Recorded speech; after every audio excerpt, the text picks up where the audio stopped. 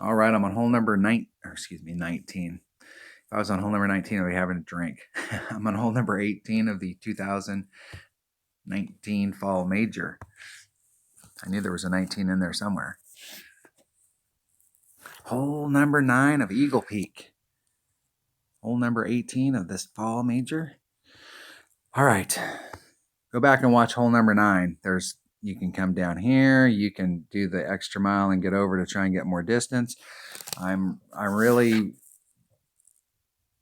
This is a very tough hole to get an eagle or an Albie on, and it's really important that I don't drop a shot. And so I'm going to play this with a big topper, trying to get out into this area, bringing a big dog towards the hole.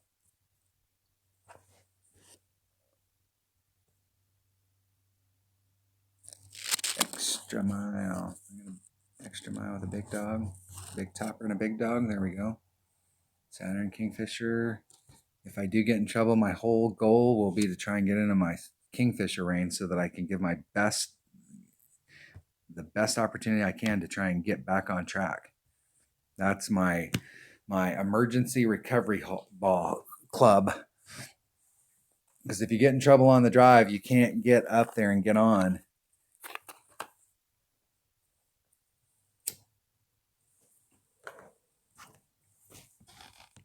One shot at a time. We don't have to do anything spectacular here. We're not trying to break any ground speed records. We're not trying to create new technology.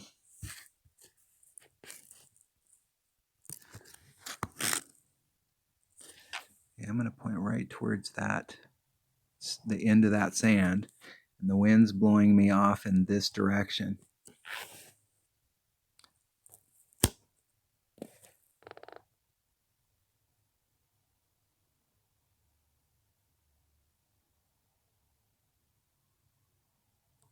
Isn't it perfect?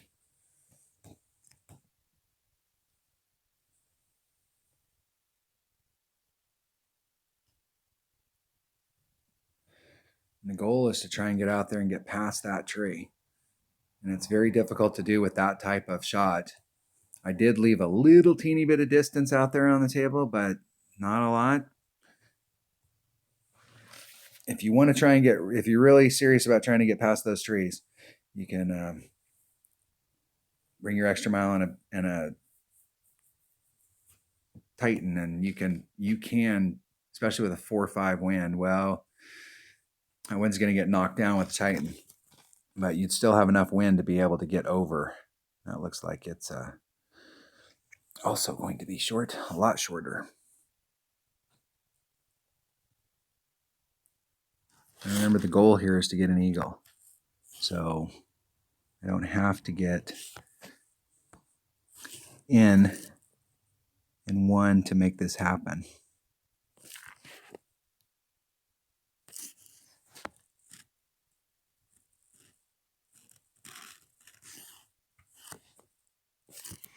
It's 3.7. Do a 10% wind adjustment, so that's going to be 4.1. And my big dog hits 2.5. So that leaves me 1.5. Do about a ring 2/3.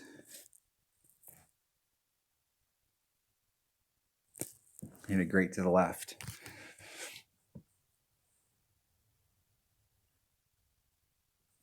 Didn't put enough backspin on it. So the deal with these low developed clubs is there's no ball guide. I don't miss really any of the rest of the stuff on these clubs other than ball guide. I could live with the no backspin or no topspin or no curl. Those things you can get around. You could pull out another club in your bag. You can work around those, but having low developed clubs and no ball guide is really the killer. I hear people talking about people that have upper developed clubs, and really the only thing I miss between my upper developed clubs and my lower developed clubs is that ball guide. That ball guide is massive.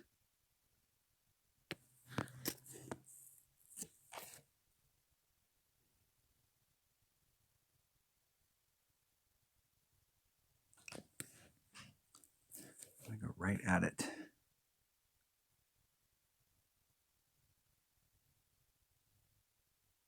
Oh, I missed that. I hit it great to the right. It's going to miss. It's going to miss. Whew. Boy, I'll tell you, on this back nine, I have had like 4 holes that I have had shots that were just right there. I have limped through this back nine, shot a -13, and if you go back and watch the videos from these last ones, it's almost like a tutorial on what not to do.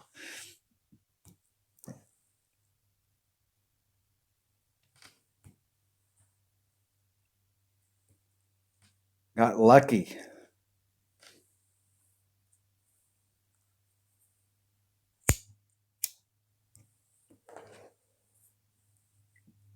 And from where I was out there with my big topper with a 3 Powerball, you can see I was right at my max club for my big dog. I could bring my Viper there, but it's going to put me back there in that narrow area in the sand to try and run it up. I just have to remember to put on max backspin. Max backspin.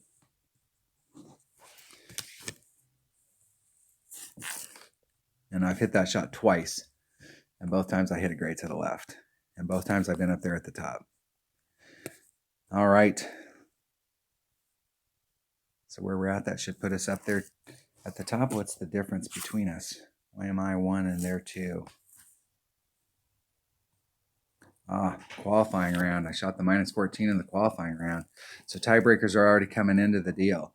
So going into the weekend round, having shot a -14, -27, that should give me pretty good tiebreakers in these Ricky brackets. And it looks like in this bracket, now this, I will say that I got into this bracket, there's only an hour and 33 minutes left. And reality-wise, there's only an hour and 15 minutes left. So I got into a bracket very, very late, and I immediately started playing. And so you're getting down towards the end of people that are coming in. So this bracket could have some low scores. In my Ricky account, my Ricky Masters account, it's going to be super close if one person who's at -26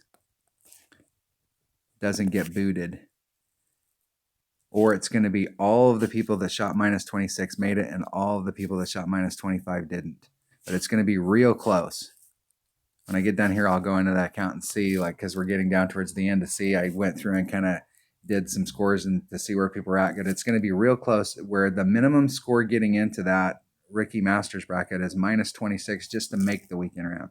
So that means that when you get into the weekend bracket, in that bracket, the minimum score, 99 players in the bracket came into the bracket with a minimum of -24. So that means everybody in the bracket shot the perfectly clean round, or excuse me, -12 from the qualifier.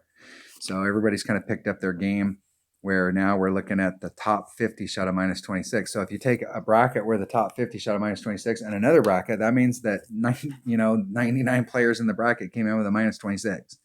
So you're going to have to shoot better than a -26. It's going to be tough. And the top person in my bracket's at -32.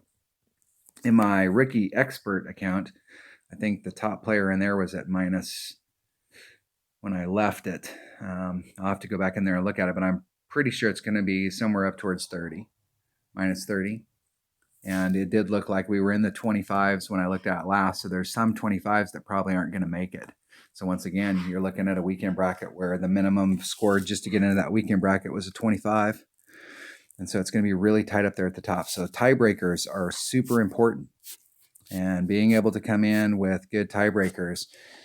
If this bracket here was matched up with another bracket of exactly the same type, I'm looking at, top 4, top 5 entry into the weekend round in tiebreakers.